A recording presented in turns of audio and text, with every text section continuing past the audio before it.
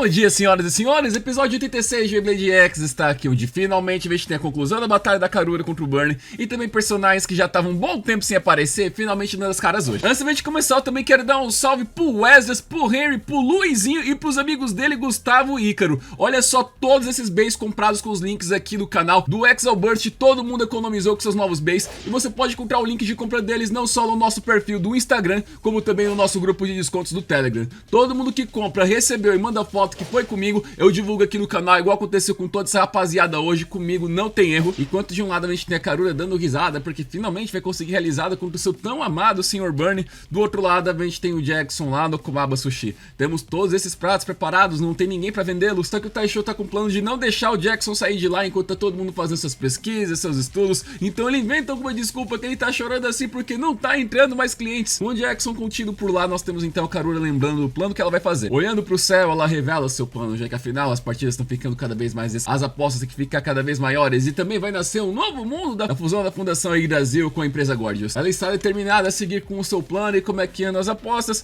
De um lado a equipe do Burn apostando 20 estrelas como andaram fazendo até agora todas as outras partidas, só que do outro lado ela vai lá e aposta tudo, meus amigos, fazendo essa aposta gigantesca de 50 contra 20 e com uma aposta gigante dessa, se o time da Karura perder ela fica completamente de fora, enquanto o Yggdrasil consegue mais um monte de estrelas. Todo mundo fica muito surpreso, mas também principalmente o Burn, que quando a gente vai olhando pra cara dele, a gente vê, meu Deus, o homem tá se sentindo desrespeitado de novo. Frente a essa aposta tão grande, ele pergunta: Karura, você tá me insultando? Você tá tentando perder mesmo tendo um oponente bem na sua frente que tá lutando a sério na batalha estelar? A câmera vai chegando cada vez mais perto dele, mas depois ele volta com seus olhos. Ele diz que a culpa é toda dele e pede desculpas do fundo do coração. Afinal, a Karura também tá carregando a mensagem do nobre dever, que tem habilidades imensuráveis e se não mostrar sua verdadeira força, será uma grande perda para a sociedade Blader. Então, assim sendo, a gente vai ter a batalha dos nobres Steelblades, dos nobres deveres. Passa propaganda de novo de CX, passa propaganda da arena motorizada, que agora não vai se pegar de jeito nenhum lá da Amazon Japão. E aqui estamos nós. Os dois pássaros de fogo estão lutando muito. E vocês percebam que aqui tem estratégia, sim senhor.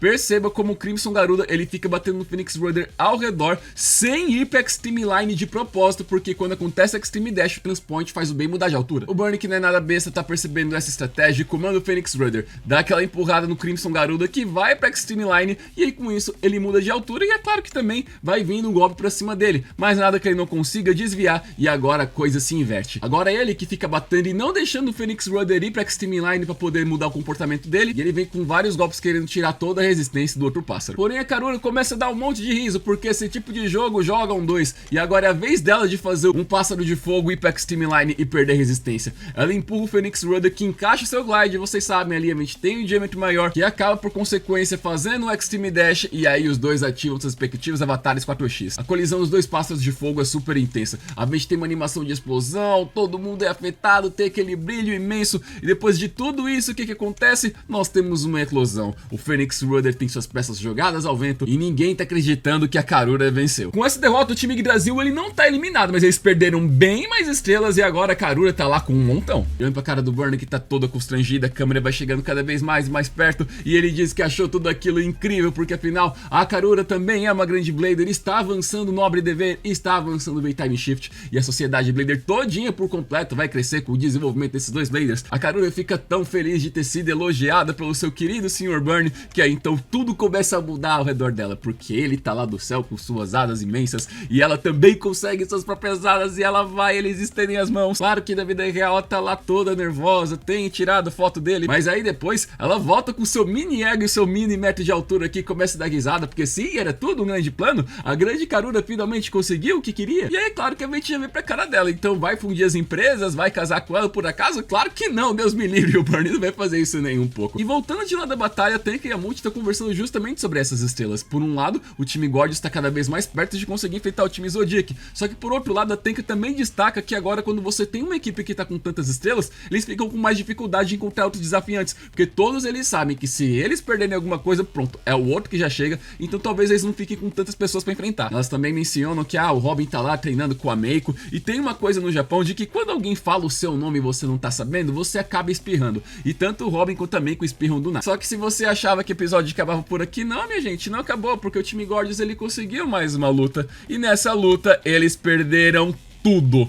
meus amigos, muitas estrelas foram perdidas para uma certa figura aqui. Dona Yoko Kyubi chegou. E aí, meus amigos, tá na hora da gente ver o Team Leaders finalmente chegar e ver o Dokuga, ver o Fox, ver o Tricera. Acho que eles já estão finalmente chegando. Mas a gente também tem a prévia do próximo episódio, meus amigos, onde de novo o pessoal do Submundo e seus base fakes estão lutando tudo outra vez. O Chrome Ryugu continua furioso e mais ainda tem um Blader que não volta há muito tempo, que é aquele cara de cobra, o Baito. E o jeito que ele se movimenta é muito estranho, porque ele fica andando com teleporte, ele vem com essa gosma preta que ele utiliza para poder chegar perto do Chrome. Na prévia das batalhas, inclusive, mostra que ele tá utilizando tipo o Impact Drake. O bait que esse cara ainda vai utilizar, a gente ainda não tem ainda muita certeza, mas eu ainda continuo achando que aqueles baits de cobra que as crianças desenharam lá no começo do ano, alguém vai dar um jeito de fazer esse ser o bait dele, porque, mano, a cara encaixa por completo. Esse cara não vai ficar utilizando o bait fake pra sempre, não. Pra mim, o destaque de hoje foi justamente toda essa história de fazer o Transpoint subir ou descer e não deixar o adversário fazer a Extreme Dash de propósito, mas se o fizesse, conseguir aplicar algum tipo de debuff nele. Afinal, o Transpoint, quando ele não tava indo pra X-Line, tava se comportando de um jeito, depois o Burn se aproveitou disso, e depois a Karura repetiu na mesma dose. Como o Glide tem um diâmetro maior, ele perde resistência, e nessa que tava com resistência um pouco menor, ela aproveitou disso e eclodiu o Bey, mas depois veio todo o bagulho do Nobre Dever. Esses dois passarados aqui foram muito divertidos. E convenhamos, né, Dona Yoko, agora a gente tem um motivo bem mais plausível de entender de como é que o seu time conseguiu tantas estrelas tão rápido. Lá no mangá era meia dúzia de páginas, apareceu, sumiu, voltou, pronto, mas agora aqui a gente tá vendo de onde é que eles estão conseguindo. Nada que a gente não tenha mais contexto aqui no anime, que no mangá a gente não tem devido a quantidade limitada de páginas. E lembrando, que se você quiser ver esse episódio, galera, baixe algum aplicativo como o Tunnel Bear, algum aplicativo de VPN, coloque na opção Japão, entre no canal oficial de Beyblade X japonês, que lá vai ter episódio. Logicamente lá não vai estar dublado, lá não vai ter legendas, a gente utiliza as autodetectadas do YouTube, e com isso a gente consegue um pouco mais de contexto do que o YouTube detectou e traduz pra gente. A gente pode perder um pouco da nuance, mas sem saber o que aconteceu no episódio, você não fica assim. E já que a gente tá falando de personagens e tudo mais, principalmente Dona Tenka por aqui, se vocês não sabiam, meus amigos, o QR Code do Bey dele já saiu. Lá no Reino Unido já dá pra comprar o Saber Samurai da Hasbro, e o QR Code tá aqui pra vocês, permitindo que vocês consigam mais Bey Points e deixem seu aplicativo lotadão de Beys poderosas. Faça o X imediatamente, galera, e até a próxima.